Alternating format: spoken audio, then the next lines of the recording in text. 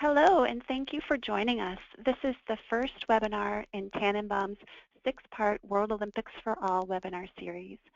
It is based on Unit 1 of our World Olympics curriculum, Learning About Each Other. I'd like to thank the Nissan Foundation and the Pine Tree Foundation of New York for their generous support. We'll be using the poll and chat features throughout the webinar in order to get input from you, so I look forward to your participation. If you have any questions, please enter them into the questions pane on the control panel. Note that this webinar is being recorded and all registrants will be emailed a link to the recording soon after the live session ends. I will be reading aloud some of your comments and questions so that they can get captured by the recording.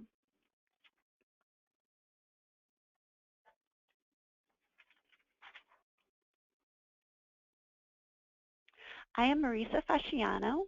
It's a pleasure to be here. My colleague Kim Kaiserman will be moderating the chat today and helping to answer some of your questions. She will also be presenting subsequent webinars in this series in my place.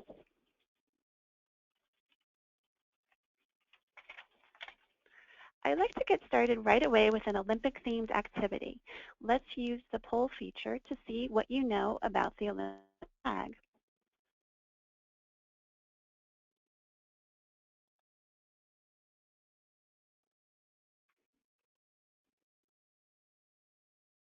Please take a minute to answer this question. What do the 5 rings on the Olympic flag represent?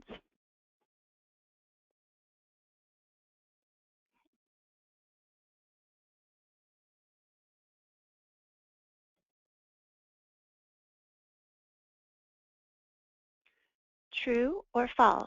Each color on the Olympic flag corresponds to a certain continent.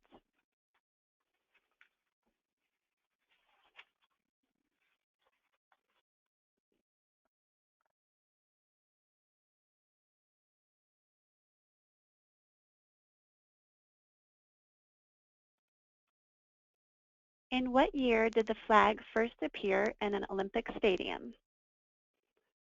Questions are getting harder as they go.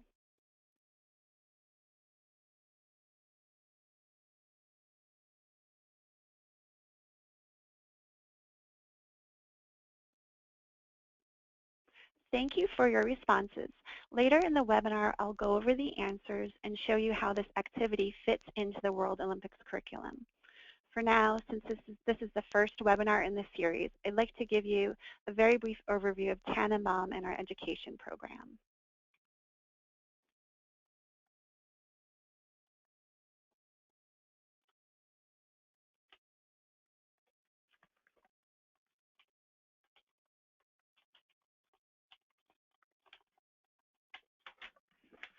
Tannenbaum is a nonprofit organization that bridges religious differences and combats prejudice. Based in New York City, we work in schools, healthcare settings, workplaces, and areas of armed conflict. We are secular and non-sectarian, which means that we don't promote or denigrate religion or any particular belief system. Our education program provides technical support to K-12 educators who wish to promote respect for religious and other types of differences. We do this through curricula, trainings, and other resources, such as reading lists, how-to articles, and our pedagogy. All of our curricula, including World Olympics, are based on our 7 principles for inclusive education. This pedagogy offers a strategic framework for integrating the topic of cultural and religious diversity into classroom and after-school content. You can download more detailed descriptions of the 7 principles through the handouts pane on your control panel. So that's the how of what we do. Now for the why. The ultimate goal is to cultivate effective global citizens who can function in our increasingly multicultural and interconnected world. Global citizenship requires a certain knowledge, cultural and religious literacy, and a certain attitude, not just tolerance, but respectful curiosity.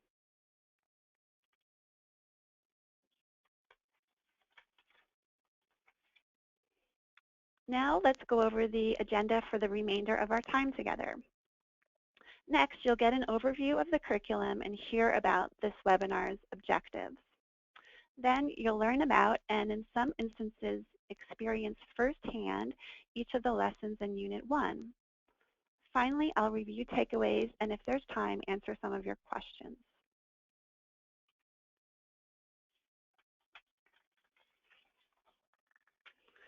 The Olympic Games are a powerful example of an event that brings people with both vast differences and remarkable similarities together in the spirit of respect and goodwill. The World Olympics curriculum capitalizes on this exciting theme to develop students' academic, physical, and socio-emotional skills.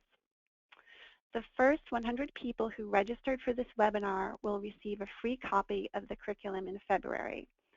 We've determined that if you registered by January 19th at 1 p.m. Eastern Time, then that's you.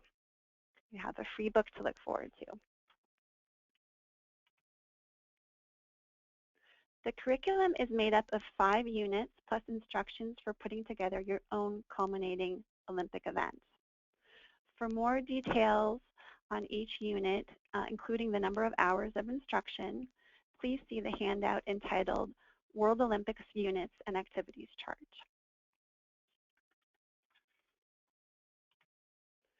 Here are the objectives of Unit 1 as well as of today's webinar. First, you'll learn how to introduce the curriculum, as well as to establish a foundation of respect, teach about the diversity of family relationships and structures, explore family holidays and traditions, and help students gain comfort with differences.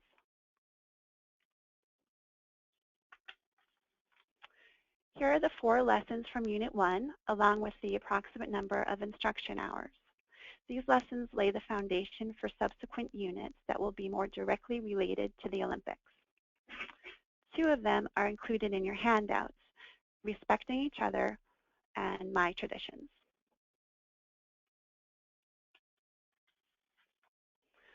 At the beginning of Lesson 1, students are told that they will be starting a new project on the Olympics, and that at the end of this project, they will put on their very own Olympic Games.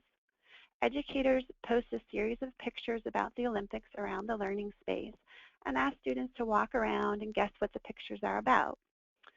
The image of the Olympic flag, which we saw during our pop quiz, is one of the 8 Olympic-themed pictures from the curriculum. Now, let's go over the answers to the quiz.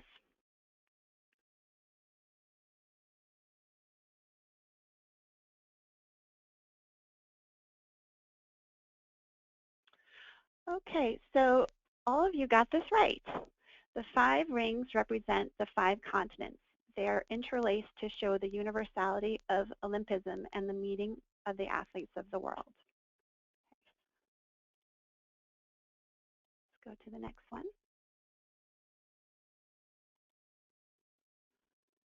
Okay, the answer to this one is false, actually. It's a bit of a trick question. The 6 colors of the flag plus the white background represent all nations. At least one of the colors along with white. Oh, I'm going to share this so you can all see the results.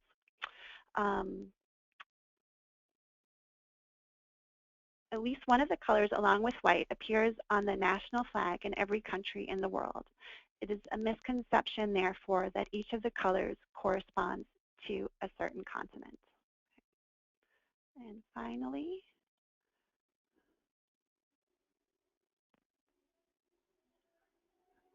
okay. The answer to this is 1920, Antwerp. So congrats to the 10% of you. The father of the modern Olympic Games, Pierre de Coubertin, designed the rings and came up with the idea for the flag. He presented the flag at the Olympic Congress in 1914. As the First World War prevented the Games from being celebrated in Berlin in 1916, it was not until 1920 in Antwerp, Belgium, that the flag could be seen flying over an Olympic stadium. And Kim is going to chat in the link to the source of this information. case you want to learn more and use it with your students.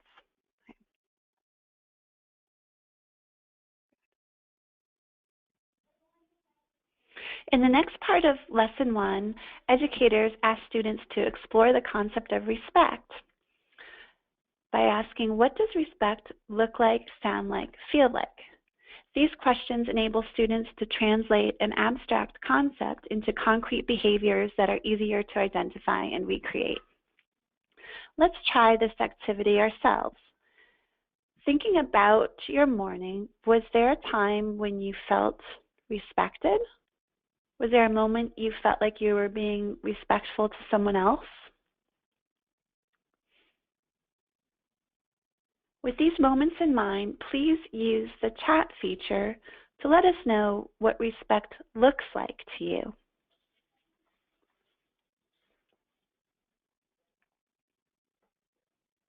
And I'll give you some time to chat in your responses. Okay, the first one says, respect looks like listening to one another and disagreeing with points without attacking another person. Respect looks like valuing differences. Respect looks like everyone celebrating and appreciating the differences among us. Saying good morning, please, thank you. Acknowledgement of my feelings, not minimizing how I feel when it may disagree with what you are feeling. Here's another comment. People who respect one another acknowledge the intrinsic value of each person and let them know they are valuable even if they don't agree with everything. Thank you for the great input on the concept of respect. When doing this activity with children, I would encourage you to ask for very concrete examples of what respect looks like. For example, responses I've heard in the past are good eye contact, nodding when listening, smiling. This makes it easier for them to take the abstraction and apply it to their actual behavior. So when the students do this activity, you can create a poster of their responses, such as the wonderful poster shown in this slide, and they could take the opportunity to be creative and artistic, as you can see.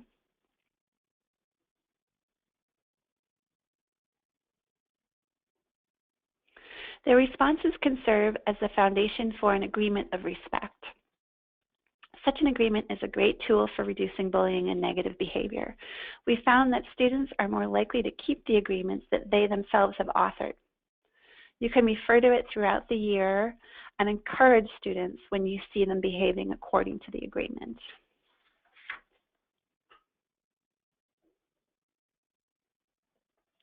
Lesson 1 ends with a series of scenarios that students can act out, identifying which behavior was respectful or not and why. For example, there are scenarios about cutting in line and name calling, as well as about helping and complimenting peers. For our purposes today, here's a more comical adult-themed scenario that I'd like you to consider. Take a minute to have a look at this New Yorker cartoon and then chat in your reactions. In particular, I'd like you to think about what makes it funny.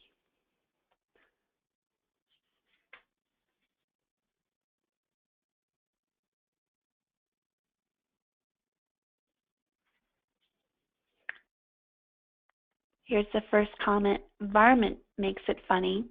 It reminds me of the way we need to be inclusive.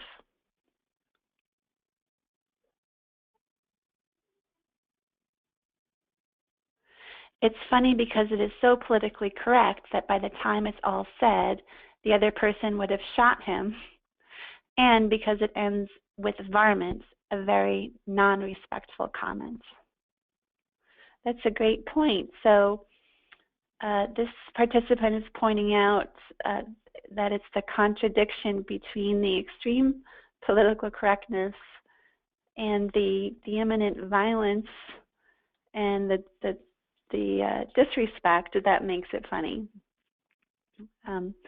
Also, comedy relies a lot on stereotypes, and I think that this cartoon is relying on our stereotypes of cowboys as being not particularly politically correct, and it's their acting uncharacteristically that makes us laugh. A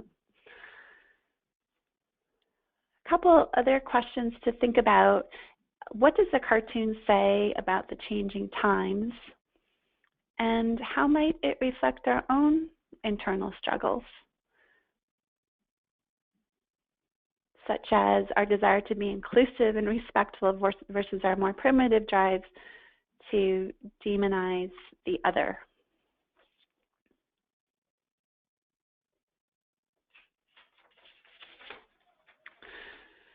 Once you have established a foundation of respect in your learning space, your students are ready to start learning about differences. In Lesson 2, students explore the concept of family, which is deeply connected to culture and religion, and learn about the diversity of family relationships and structures. At the beginning of this lesson, educators collect and share stories and pictures of all different types of families, such as step families, foster families, and interreligious families.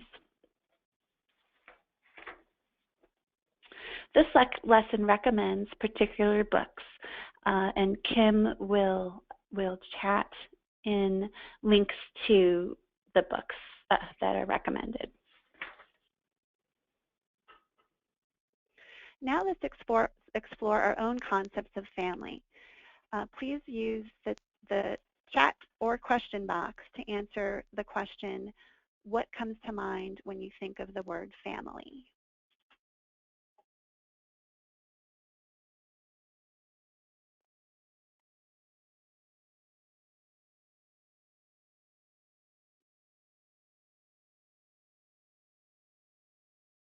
Support,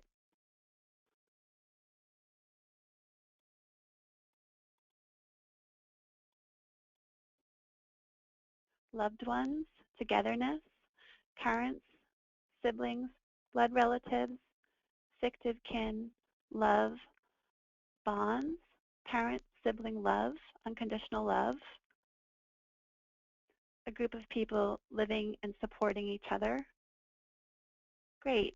So love and support are common themes. A place where you belong. In my case, it's my mom, dad, siblings as my family of origin, and now my spouse and children. Parents, relatives, love each other. Thank you very much. When conducting this activity with students, as the curriculum suggests, you can record their responses in a word web like the one above.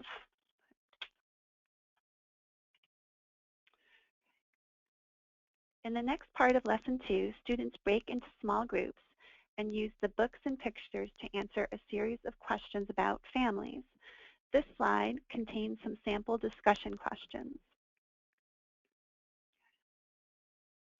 At the end of Lesson 2, students create portraits of their families which can be hung in their learning space. They can share written or verbal feedback about each other's portraits, remembering to be respectful in their comments. This activity triggers further discussion about the concept of family.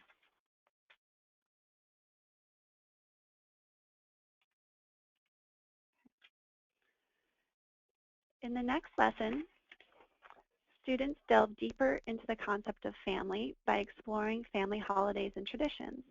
This slide shows a worksheet from the lesson that students take home to fill out. It provides a rich opportunity for families to share their lineage and experiences. You can fill out your own Ancestor Celebrations worksheet as an example for students. Let's pick a question to answer now. Please take a moment to let me know your response to question 4. What is an important holiday or family tradition that you celebrate?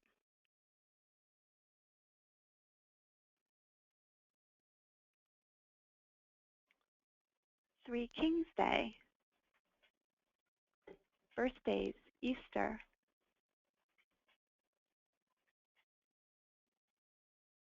Feel free to send more than one. Veterans Day, Diwali, New Year, Christmas, Thanksgiving,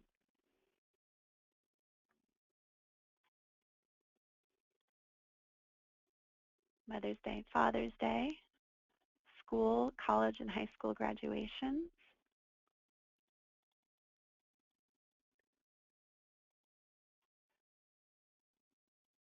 I celebrate Christmas and anniversaries. Great. When discussing student responses, you can create a World Wide Web using Thumbtacks and Yarn to connect your present location to where the family, holidays, and traditions originate. And then you can ask them what they noticed about the map, if anything surprised them.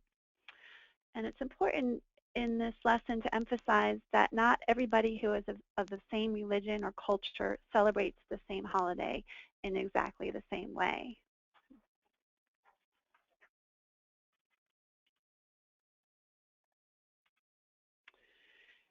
In the next part of Lesson 3, students are asked to pick one holiday or tradition about which to write a poem.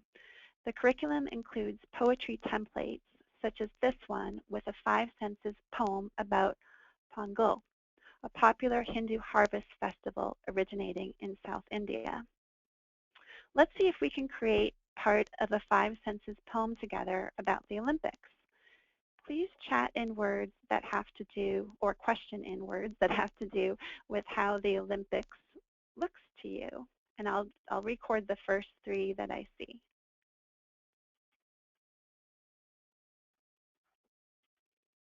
Okay.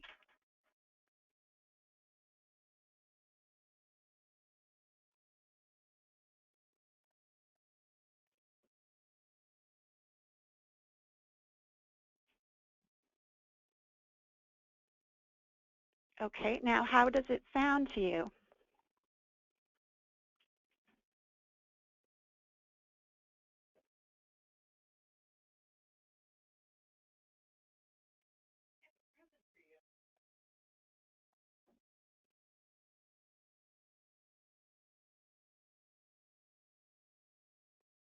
Okay, I'm ready to read back our poem. The Olympics are colors, diverse, unity, applause, celebratory, breathtaking. So I think you all made a great poem. When students read their poems out loud, they do so to the accompaniment of handmade musical instruments. This lesson contains instructions for creating rain sticks and drums. Rain sticks are used by some Native American cultures in Chile and the United States to bring rain. When the sticks are turned upside down, they make a lovely sound like falling rain. After each student shares their poem, you can ask the other students the questions that are listed here on this slide.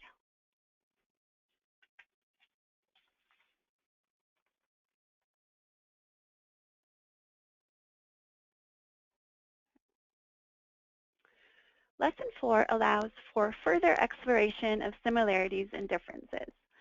Students play a game of stand-up in which teachers ask them to stand up if, for example, they like pizza or have a brother. We're going to play the webinar version of the stand-up game by using the poll feature.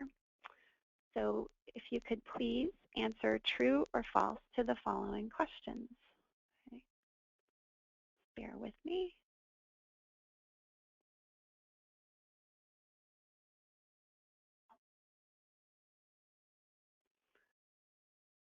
I like to travel.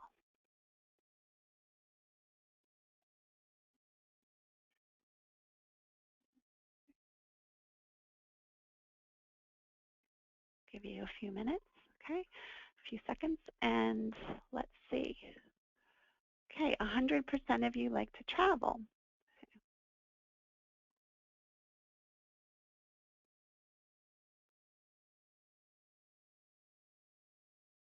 I am currently part of an athletic team.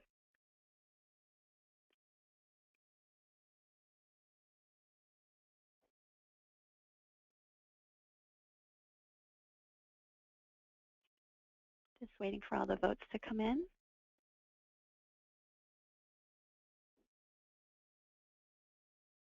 Okay.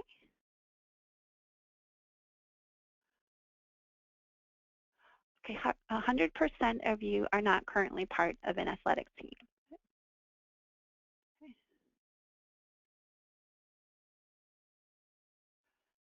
I am affiliated with a religion, and you can answer this however you interpret the question.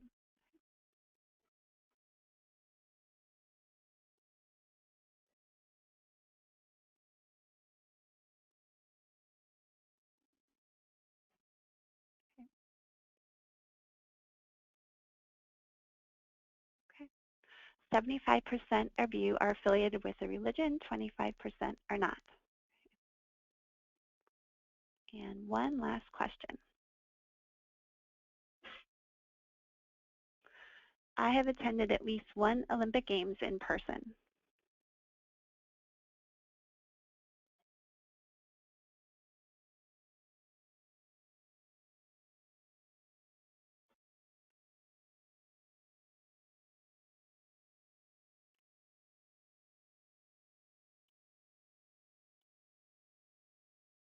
Well, it seems like you have a lot in common.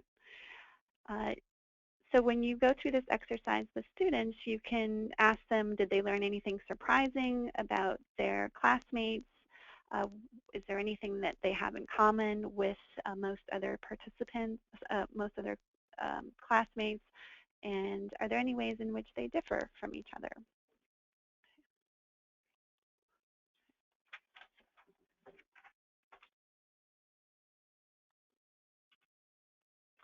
The next part of Lesson 4 asks students to create all about me books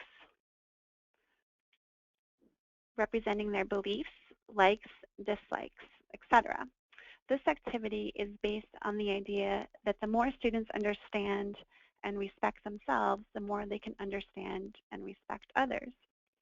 If you're so inclined, the curriculum contains instructions for making these books in pop-up form. The books can be divided into themes, such as those on this slide. After all the students have created their books, they form a circle to present them and ask respectful questions of each other. A good prompt to teach students during this activity is, can you please tell me more about that? So now I'd like to ask you, how would you recommend debriefing such an activity? What are some questions that you can use to prompt your students during this activity?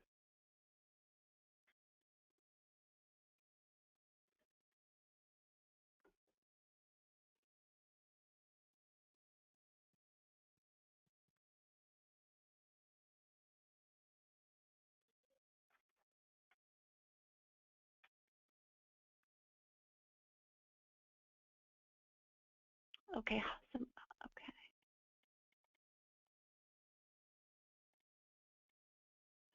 I see. What did you learn about a peer that you did not know before?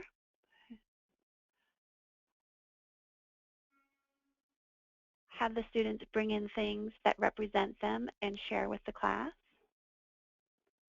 Tell me more is a good one, but also sharing some things about yourself.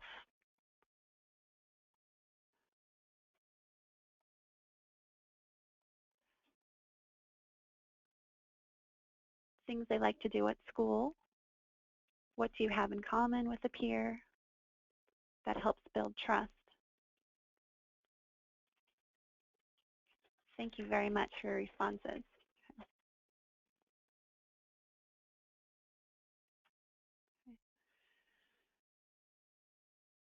So we've come to the end of Unit 1, so let's review the takeaways. Before exploring sensitive topics, it's important to establish a foundation of respect. And children can gain comfort with differences by learning about diverse family structures and relationships, diverse family holidays and traditions, and how they are similar to and different from their peers.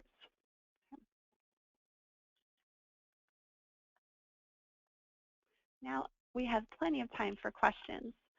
if you want to chat in questions about what we covered today or in general about the webinar series, we would be happy to answer them.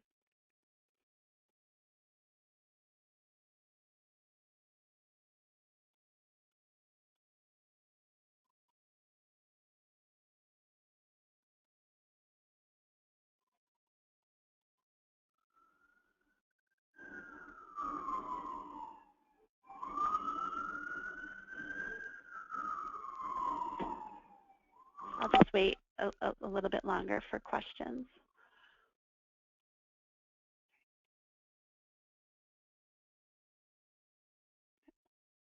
Well, I'm going to move on to the next slide, and if you have any questions, we can always go back to them. So the next webinar in the series is based on Unit 2 of the curriculum. This unit teaches about the Olympic Games, including its history, signs, and symbols, and helps students prepare for their own Olympics.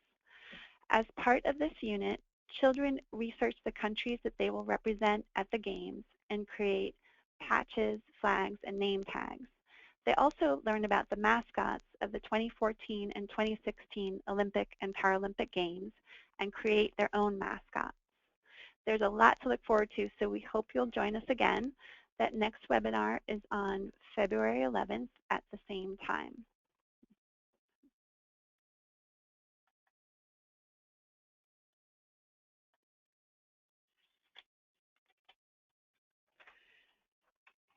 If you'd like more information about Tannenbaum and our resources, you can go to our website. And on the website, you can learn more about World Olympics and our other curricula, download lesson plans and other resources, read our blog posts and articles, access our webinars. That we conducted another webinar series in partnership with Teaching Tolerance called Religious Diversity in the Classroom, which is accessible through our website. And if you have any questions, here's our email address. We're coming to the end of the webinar and would like to ask your help. If you could please take 5 minutes to complete a brief evaluation, because your feedback enables us to better address educators' needs and to continue providing webinars free of charge. If you need a certificate of attendance, one can be downloaded from the handout section. Let me see if any questions have come in. Okay, Joel says, my program is a monoculture community. How can I best integrate other cultures into our learning? Okay. So we have a blog post that was written about this, about how to address the topic of diversity in learning environments that are seemingly homogeneous. And I stress that word seemingly because if you look, there are multiple aspects to students' identities, and a classroom that may look homogeneous based on one identity, such as race, for example, may actually be very diverse if you look at another aspect of identity. So if we can find the article now, we could send it, but I think more likely we'll send it in a follow-up email. Okay. Let's see if there are any other questions. Okay, what age group would benefit more from the activities?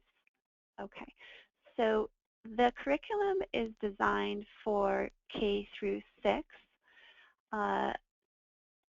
However, it may be more applicable to the older grades in that range. So we have created an appendix that will be distributed and available electronically on our website that has adaptations for K through 2. So considering these adaptations, anyone in grades K through 6 would benefit from the curriculum.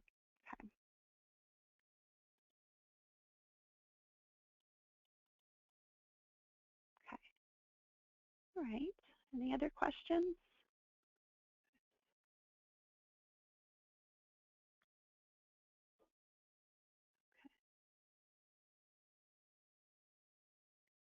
All right. So I don't see any other questions. Oh, wait, here's one. Is there anything that would prevent me from making adaptations for higher education students? Okay. Do you plan to, okay. Do you plan to develop a course for middle school kids? Okay. These questions will need to require some thought, so I'm going to get back to everyone on those questions. Okay. We're not, well, I know that we're not planning a course for middle school students, but this this curriculum can be integrated into the regular school day or into an after school program. So it's not a complete course, but certainly can easily fit into what you're already doing.